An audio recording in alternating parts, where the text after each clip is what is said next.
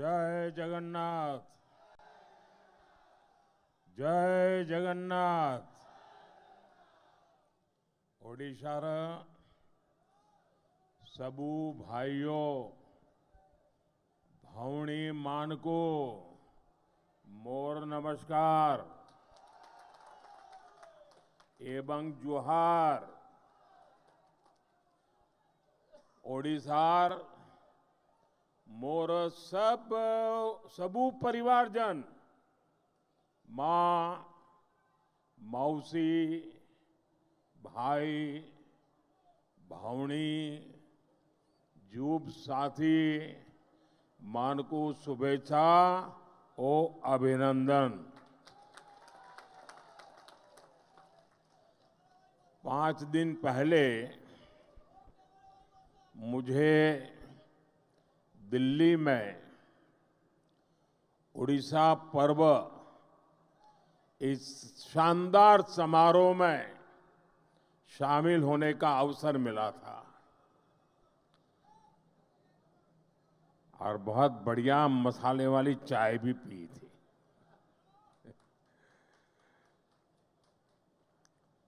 और मैंने धर्मेंद्र को जरा डांटा था। मैंने कहा यार इतना बढ़िया कार्यक्रम किया, मेरे पास जरा ज्यादा समय होता तो मैं और ज्यादा अंदर घूम लेता। शानदार कार्यक्रम था जी। ओडिशा पर्व में उड़िया विरासत और गौरव के वो भव्य दर्शन, उड़ीसा के लोगों का स्नेह और अपनापन, वो मेरे लिए बहुत ही यादगार पल है। आज मुझे बाबा लिंगराज की पावन धरती पर आने का सौभाग्य मिला है। मैं इस एकाम्र क्षेत्र को प्रणाम करता हूं। मैं महाप्रभु जगन्नाथ के चरणों में प्रणाम करता हूं। साथियों, यहां एयरपोर्ट पर ही इतनी संख्या में आपका आना, उड़ीसा के लोगों का आना, और मुझे तो इसका एंड दिखता ही नहीं है, लोग ही दिखते हैं।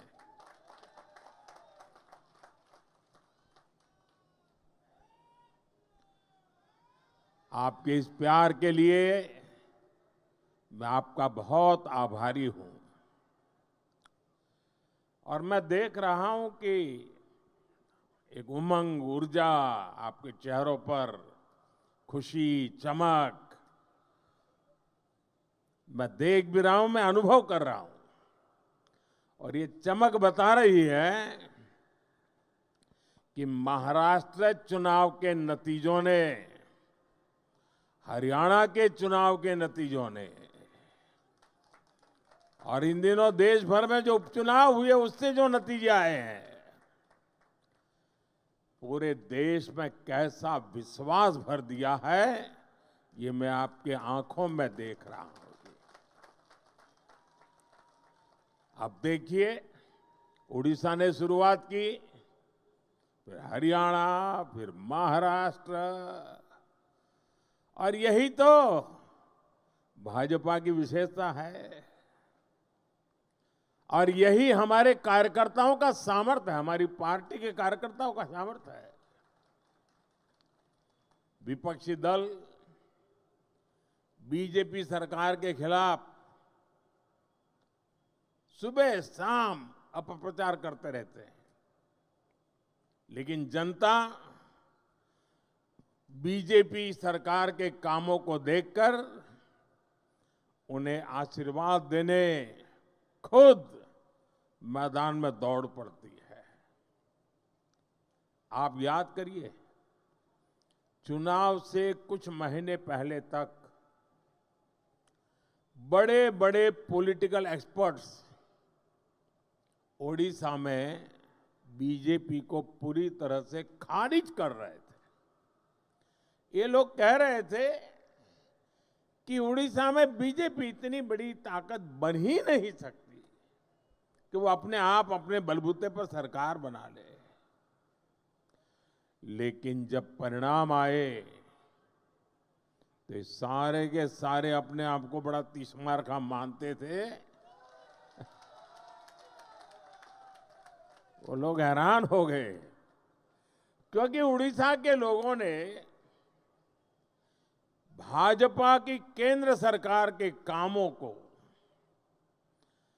और दिल्ली में बैठते हुए भी उड़ीसा के लोगों के साथ जो अपनापन का नाता, सुख दुख का साथ, ये 10 साल में उड़ीसा के गांव गांव, घर घर ये बात पहुंच चुकी थी।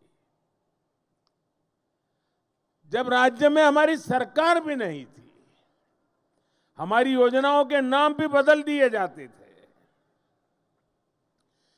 सब कुछ होता था, फिर भी ओडिशा के विकास के लिए पूरी लगन और ईमानदारी से हम लगातार काम करते रहे। केंद्र सरकार ने, और मैं कहता हूं भारत सरकार के मंत्रिपरिषद में जितना उड़िया का प्रतिनिधित्व रहा है, पहले कभी नहीं रहा। और केंद्र सरकार ने कभी ये नहीं सोचा कि यहां पर जो सरकार है वो हमारे साथ है, नहीं है, कार्यकर्ताओं को अच्छा लग रहा है, बुरा लगता है, हम वो नहीं सोचते थे। हम जनता का भला करना सोचते थे। और हमने उड़ीसा को केंद्र से मिलने वाले बजट को 3 गुना किया था। हमने उड़ीसा के लिए नई नई योजनाएं बन चलाई, यहां वर्ग हर समाज की समान भाव से सेवा की। और इसलिए उड़ीसा की जनता बीजेपी की नीतियों को और कार्यशैली को भली भांति जान पाई, उनका एक विश्वास पैदा हुआ और दिल खोलकर हमें आशीर्वाद दिया। मैं तो इंटीरियर में जाता था, कभी मैं संकोच करता था कि अरे मेरी हिंदी भाषा में मैं बात कैसे पहुंचाऊंगा, लेकिन मैं देख रहा था कि भाषा भी कभी रुकावट नहीं बनी, भाव इतने मजबूत थे जो भाषा से भी ऊपर सवार हो जाते थे। साथियों, मुझे पहले सीएम के रूप में गुजरात की सेवा करने का मौका मिला, फिर पीएम के रूप में देश की जनता का सेवा करने का मौका मिला, और आप सबने, देशवासियों ने तीसरी बार एक सरकार बनाई। मैं दुनिया में जहां भी जाता हूं, सारा दुनिया के लोगों को लगता है भाई क्या बात है, हिंदुस्तान के लोग, 140 करोड़ का देश, इतना बड़ा देश, और लगातार एक सरकार को बार बार चुनता जा रहा है। हम 14 में आए, 19 में आए, उससे दुनिया में जितना प्रभाव था 24 में उससे अनेक गुना ज्यादा हो गया है। और साथियों, जब मैं सीएम पीएम के रूप में काम करता रहा, मैंने राजनीति के अलग अलग रंग देखे हैं, मैंने उसके तरीके भी देखे हैं, और मैं मानता हूं कि राजनीति में नीतिगत विरोध ये बहुत स्वाभाविक है, ये लोकतंत्र का स्वभाव है। किसी भी निर्णय को लेकर अलग अलग मत हो सकते हैं। राजनीतिक दल अपने हर तरह के विचार जनता के बीच ले जाते हैं, और पूरा अवसर होता है जनता को प्रशिक्षित करने का। हर राजनीतिक दल को, राजनीतिक विचार को हक होता है। और ये अधिकार का भरपूर उपयोग कर भी सकते हैं। राजनीतिक दल अपनी बात जनता के बीच पहुंचाने के लिए, जनता को जागरूक करने के लिए आंदोलन भी करते रहते हैं। लोकतंत्र की, संविधान की मर्यादाओं में रह करके अपने विचार को प्रकट भी करते हैं। और आंदोलन पहले भी होते थे, आंदोलन आज भी होते हैं, लेकिन पिछले कुछ समय से एक बहुत बड़ा बदलाव आप सभी महसूस कर रहे होंगे। भारत की संविधान की भावनाओं के उसे कुचल दिया जाता है। लोकतंत्र की सारी मान मर्यादाओं को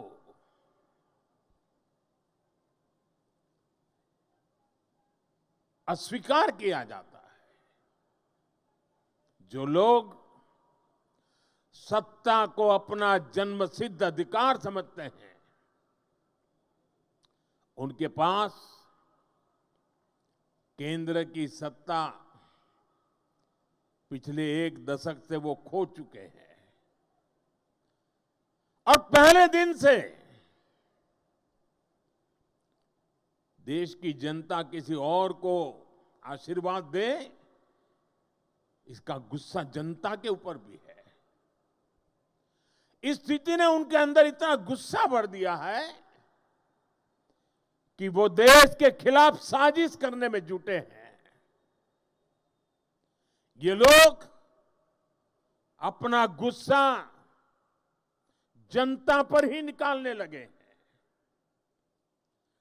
देश को गलत दिशा में ले जाने के लिए उन्होंने लोगों को गुमराह करना शुरू कर दिया। उनकी झूठ और अफवाह की दुकान पिछले 10 साल से चल रही है। अब उन्होंने इस अभियान को और तेज कर दिया है। ऐसे में जागृत नागरिकों को, भाजपा के कार्यकर्ताओं के लिए, जो देश को प्यार करते हैं उनके लिए, जो संविधान का सम्मान करते हैं उनके लिए, जो लोकतंत्र को जीते हैं उनके लिए, ऐसे लोगों की हरकतें, उनके इरादे, उनके कारनामे बहुत बड़ी चुनौती बनते जा रहे हैं। और इसलिए मैं सभी देशवासियों से कहना चाहूंगा, लोकतंत्र के प्रति समर्पित हर कार्यकर्ता को कहना चाहूंगा, हमें हर पल सतर्क रहना है और लोगों को जागरूक करते रहना है। हमें हर झूठ को बेनकाब करना है। सत्ता के ये भूखे लोग जनता से सिर्फ झूठ बोलते आए हैं।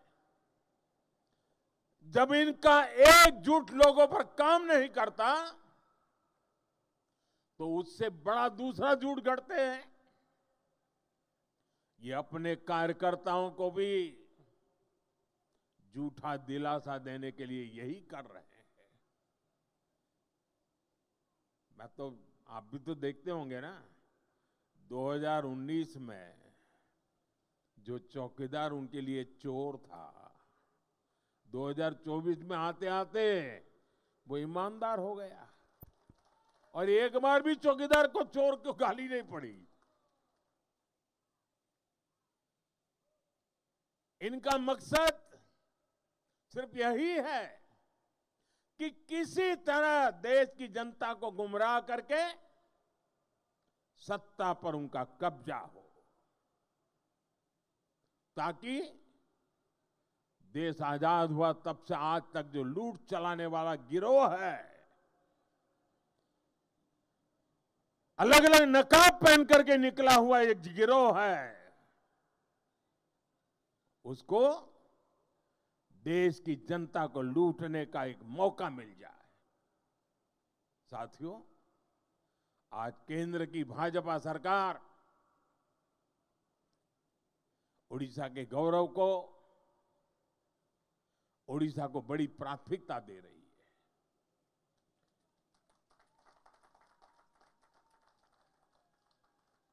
इसी महीने ओडिशा में आप सभी ने बाली यात्रा का भव्य आयोजन किया, सफल आयोजन किया है। और अभी मैं यहां डीजीपी कॉन्फ्रेंस में हिस्सा लेने आया हूं, और आप में से बहुत लोगों को आश्चर्य, यहां के मीडिया के लोगों को भी आश्चर्य होगा। हमारे देश में लगभग 125 साल से ये डीजीपी कॉन्फ्रेंस चल रहा है, हर वर्ष हो रहा है। 125 साल से, अंग्रेजों के जमाने से चल रहा है। 125 साल से डीजीपी कॉन्फ्रेंस चल रहा है, उड़ीसा में पहली बार हो रहा है। देश भर के इस क्षेत्र के जो प्रमुख लोग हैं, वो 2 दिन यहां बैठ करके महाप्रभु जी की इस पवित्र धरती से प्रेरणा लेकर के अपने अपने क्षेत्र में जाने वाले हैं।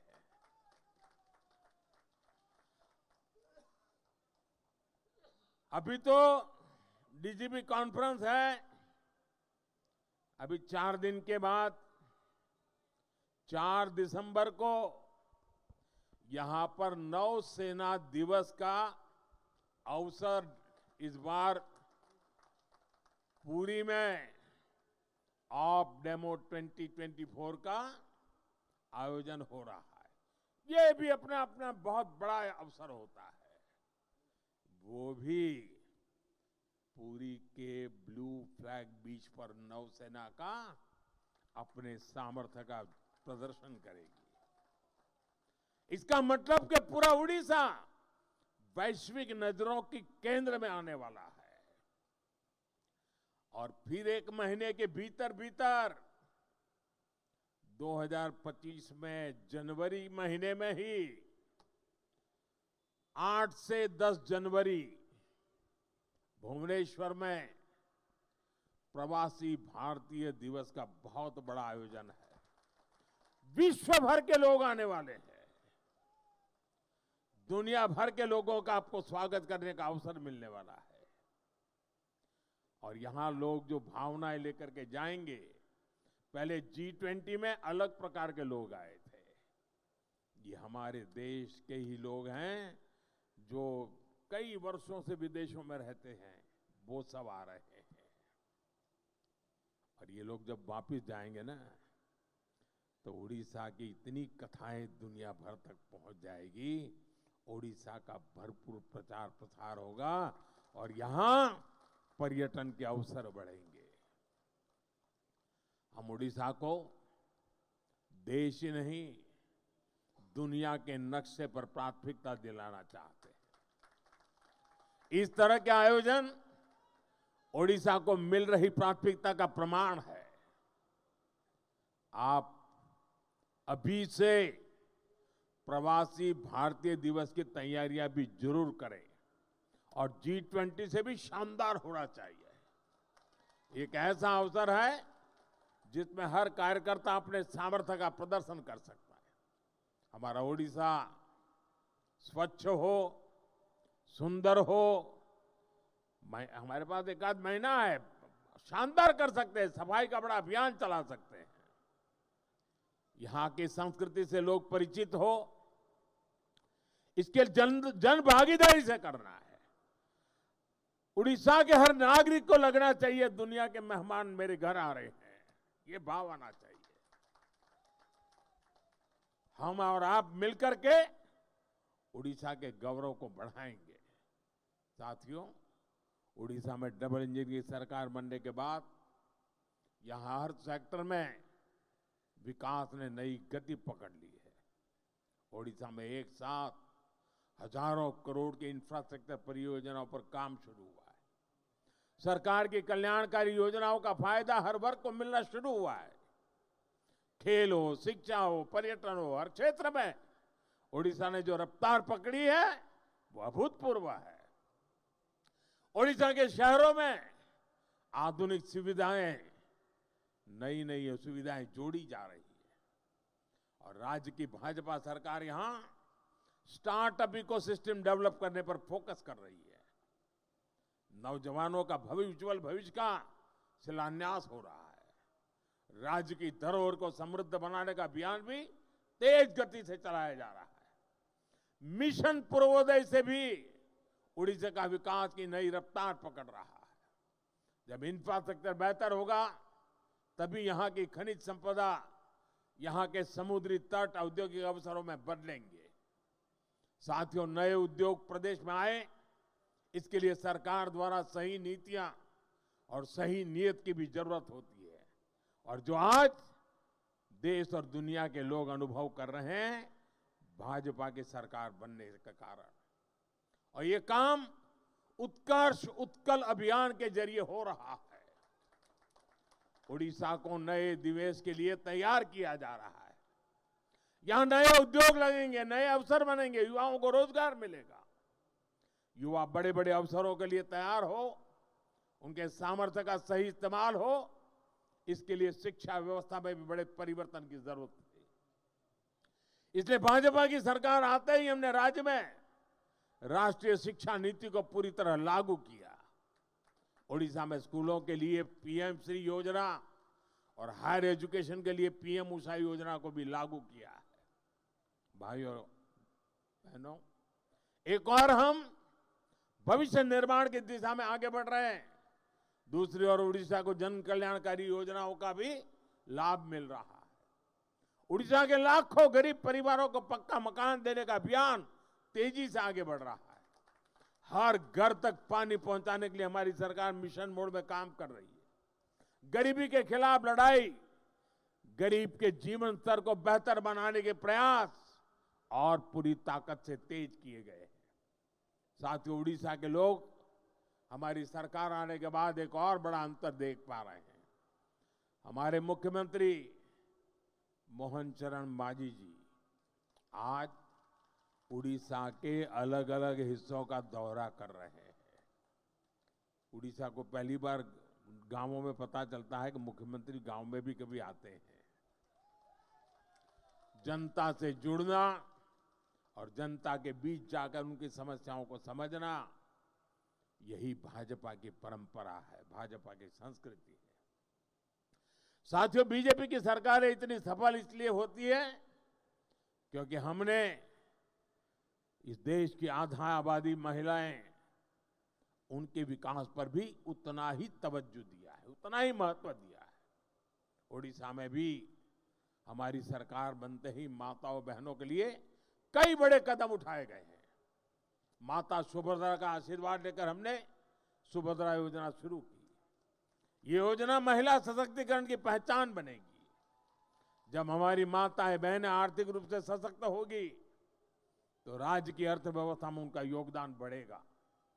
मुझे खुशी है कि बीजेपी के प्रयासों से ओडिशा की आदिवासी बेटी द्रौपदी मुर्मू जी आज देश की राष्ट्रपति है। इससे पूरे देश के आदिवासी समाज का गौरव बढ़ा है। मुर्मू जी के देश के सर्वोच्च पद पर आसीन होने से हर वर्ग की बेटियों में आत्मविश्वास बढ़ा है। एक आदिवासी बेटी की यात्रा आने वाली कई पीढ़ियों तक प्रेरित करेगी। साथियों, ओडिशा में जनजातीय कल्याण के लिए कई महत्वपूर्ण कदम उठाए गए। ओडिशा के 13 आदिवासी समुदायों को पीएम जनमन योजना का लाभ मिल रहा है। आदिवासी बच्चों की पढ़ाई बीच में न छूटे, इसके लिए उनके घर के पास ही स्कूल की सुविधा देने का प्रयास किया जा रहा है। उड़ीसा के आदिवासी बहुल इलाके में एकलव्य मॉडल आवासीय स्कूल खोले गए हैं। साथियों, चुनाव के समय मोदी ने आपको कहा था कि जो गारंटी मैं दूंगा उसे तेजी से पूरा किया जाएगा। आज उड़ीसा में हमारी सरकार हर गारंटी को पूरा करने के लिए काम कर रही है। अब ओडिशा में धान की खरीदारी 3,100 रुपये प्रति क्विंटल में की जा रही है। इसके लिए राज्य सरकार के बजट में 5,000 करोड़ रुपए की व्यवस्था की गई है। पिछले हफ्ते राज्य सरकार ने बरगढ़ जिले से बढ़ी हुई दर से धान खरीदना शुरू कर दिया है। इसी तरह हम अपनी हर गारंटी को तेजी से पूरा कर रहे हैं।